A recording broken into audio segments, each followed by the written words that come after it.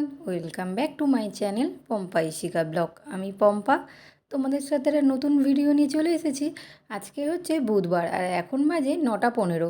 মাম্মামকে প্রথমে স্কুলের জন্য রেডি করিয়ে দিচ্ছি আমি, কেন ওকে স্কুলে পাঠিয়ে তারপর বাকি কাজ করব।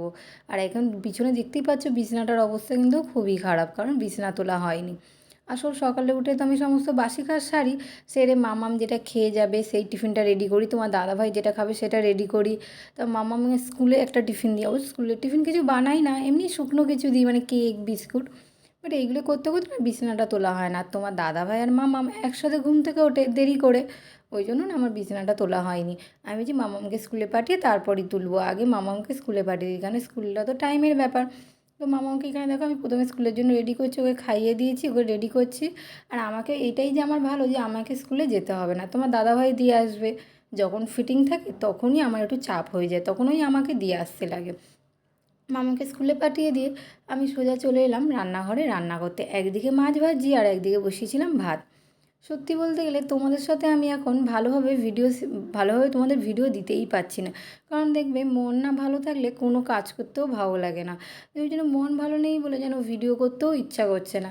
রাখি পূর্ণিমার দিনও তোমাদের সাথে কিন্তু আমি ভালোভাবে ভিডিও শেয়ার করতে পারিনি, জাস্ট রাখি পরানো বা পুজোর ভিডিওই শেয়ার করেছি। আর ঘরে যেগুলো হয়েছে বা ব্লগিং, মানে সারাক্ষণ যেগুলো করেছি সারা দিন, সেইগুলো তোমাদের সাথে আমি শেয়ারই করতে পারিনি, কারণ মন ভালো না থাকলে কোনো ভিডিও করতেও ইচ্ছা করে না, কিছুতেই মন লাগে না।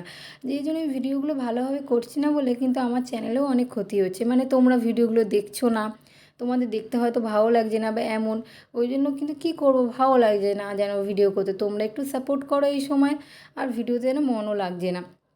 আজকের ভিডিওটা জাস্ট সকালে যেগুলো করেছি সেইগুলোই মনে হয় ভিডিও দ্বারা তুলেছি, বিকেল থেকে আর ভিডিও করতে মনই চায়নি। দেখো আমি ওদিকে মাছ ভেজে মাছের ঝাল করছি, মানে ঝাল বলতে গেলে টমেটো পেঁয়াজ দিয়ে আলু দিয়ে মাছের একটা ঝোল মতো করে নেবো। আর একদিকে করবো বাঁধাকপির তরকারি। আজকে এই রান্নাই রয়েছে, আর বেশি কিছু নেই রান্নার, কিন্তু বাঁধাকপিটা না করতে অনেকটা সময় লেগে গেছে। কেন বলো তো, এটা এই সময় তো বাঁধাকপি ওঠে না, মানে নতুন সবজি। আর তার উপর না কদিন ধরেই ফ্রিজে ছিল। বাঁধাকপি না তোমার দাদাভাই মাছের মাথা দিয়ে খেতেই ভালোবাসে। আর আমাদের ঘরে বেশিরভাগ সময় বাঁধাকপি নিরামিষই হয়, কারণ এই বৃহস্পতিবার বা এমনি পূর্ণিমার দিন এমনি সময়ই হয়। কিন্তু ও না তখন বাঁধাকপি একদমই খায় না, শুধু আলুগুলো বেছে খাবে, বাঁধাকপিগুলো খাবে না। তাই জন্য আমি ভেবে রেখেছিলাম যে এইবার বাঁধাকপিটা ওকে মাছের মাথা দিয়েই আমি করে খাওয়াবো। ওই জন্য বাঁধাকপিটা আমি ফ্রিজে রেখে দিয়েছিলাম। তো কতদিন ধরে ফ্রিজে ছিল, এবার দেখো বাঁধাকপি আছে তো মাছের মাথা পাওয়া যায় না এমন। তাই জন্য না এবার আজকে বাবা মাছের মাথা এনেছে, তাই বাঁধাকপিটা করছি। আর প্রেশারে একটু না আমি সিটি মেরে নেবো, মানে সিদ্ধ করে নেবো। বাঁধাকপি না খুব মানে সিদ্ধ হতে অসুবিধা হবে যদি কড়াতে ডাইরেক্ট করি, কারণ এক হচ্ছে নতুন সবজি, আর দ্বিতীয় হচ্ছে সবজিটা অনেক দিন ফ্রিজে ছিল। এখানে দেখো আমার মাছের ঝোল কিন্তু হয়ে গেছে, ঠিক আছে, পেঁয়াজ টমেটো দিয়ে এটা মাছের ঝাল মতো করেছি। তোমার দাদাভাই এমনি মাছের ঝোলের থেকে এমনি যদি ঝাল মতো করে দিই না, ও ভালোবাসে। ওর খাবার কিন্তু খুব প্যাক না, মানে খুব বেছে বেছে খায় ও এমনকি। তো ওই জন্য দেখো আমি এখানে একটু মাছের ঝোল করেছি, আর একদিকে বাঁধাকপি করবো আর একটা বাঁধাকপি করবো, ওর ব্যাস ওর ওতেই হয়ে যাবে। ওদিকে আমার বাঁধাকপিটা হচ্ছে, প্রেশারে সিদ্ধ করে নিয়েছিলাম, তাও অনেকটা সময় লেগেছে। আর একদিকে আমি বাসনগুলো না সব ধুয়ে নিচ্ছি এদিকে, কারণ ওদিকে রান্না হচ্ছে আর বাকি যে বাসনগুলো পড়েছে সেইগুলো যদি আমি ধুয়ে নিই অনেকটা তাড়াতাড়ি হয়ে যাবে। আর এমনিতেও আমার রান্না করতে সেদিনকে মানে কালকেই বুধবার অনেকটা সময় লেগে গেছিলো। আর মামামের স্কুল থেকে আসার সময় হয়ে গেছিলো, তাই জন্য আমি তাড়াতাড়ি করছিলাম, কারণ মামাম স্কুল থেকে চলে এলে না আমার সময়টা মামামের পিছনেই দিতে হয়। তার আগে আমি যদি রান্নাটা সেরে নিই না আমার অনেকটা সুবিধা হয়। ওই জন্য ওইদিকে বাঁধাকপিটা বসিয়ে দিই আর আমি এদিকে বাসনগুলো সব চটপট করে ধুয়ে নিচ্ছি, তাহলে না লাস্টের দিকে সুবিধা হবে। রান্না করতে ভালো লাগলেও কিন্তু রান্নার পর এই বাসন ধোয়া বলো, এই রান্নাঘর পরিষ্কার করাটা বড় কাজ, মানে বড় কষ্টের কাজ।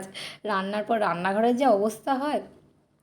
এখানে দেখো মোটামুটি কিন্তু আমার বাঁধাকপি কিন্তু হয়ে এসেছে, মাছের মাথা দিয়ে বাঁধাকপিটা করছি। এবার লাস্টের দিকে না একটুখানি গরম মশলা দিচ্ছি আমি এখন, দেখবে লাস্টে বাঁধাকপিতে একটু গরম মশলা আর ঘি দিলে টেস্টটা কিন্তু আরও বেড়ে যায়, তাই কিনা বলো। এখানে এই বাঁধাকপিটা আমার হয়েই গেছে, এবার নামানোর আগে আমি একটুখানি গরম মশলা ছড়িয়ে দেবো, যাতে টেস্টটা আরও বাড়ে, এতে দেখবে খেতেও আরও বেশি স্বাদ হয়। ওই জন্য আমি গরম মশলাটা এখানে একটু ছড়িয়ে দিচ্ছি। আর তারপরে দেবো একটুখানি ঘি। ঘি দিয়ে বাঁধাকপিটা নামিয়ে দেবো, ব্যাস। আমার কিন্তু এতেই বাঁধাকপিটা কিন্তু ভালোই হয়েছিল, তোমার দাদাভাই বলেছে খুবই ভালো হয়েছে। আর দেখবে যদি এত কষ্ট করে রান্না করার পর কেউ যদি ভালো বলে, বা তখন দেখবে সেই কষ্টটা কষ্ট মনে হয় না, তখন যেন খুবই আনন্দ হয় কেউ যদি রান্নাটা ভালো বলে।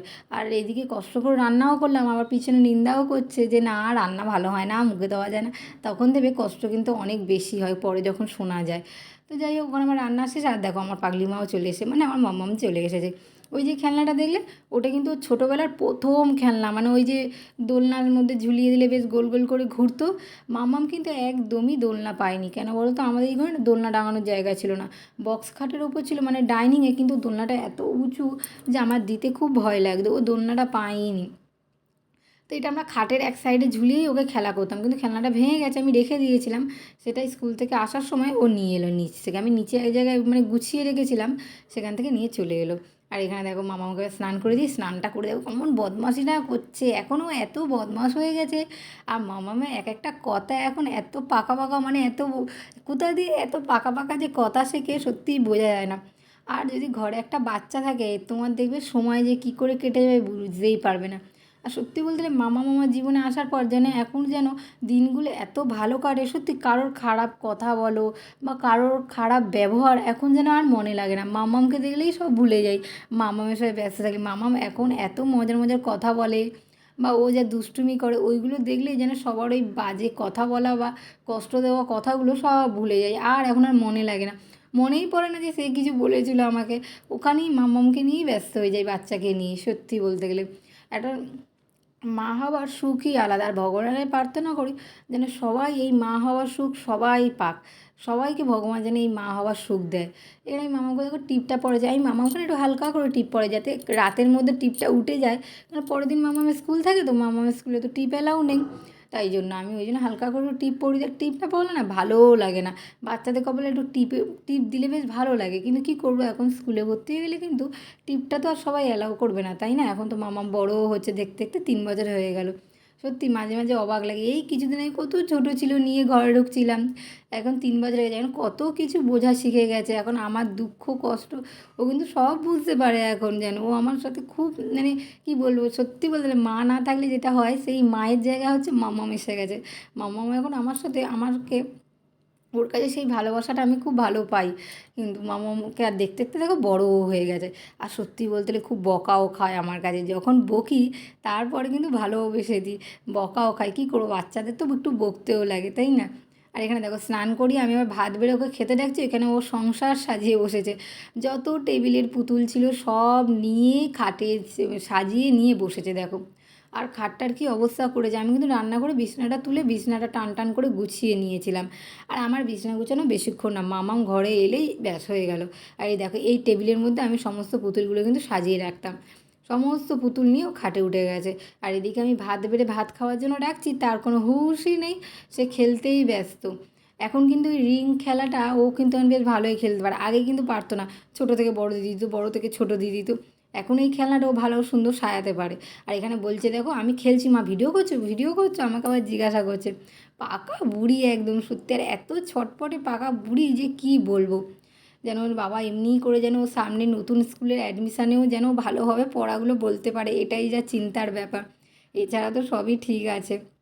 আজকের ব্লগটা আমি এখানেই শেষ করছি, তোমাদের কেমন লাগলো অবশ্যই জানিও, টাটা।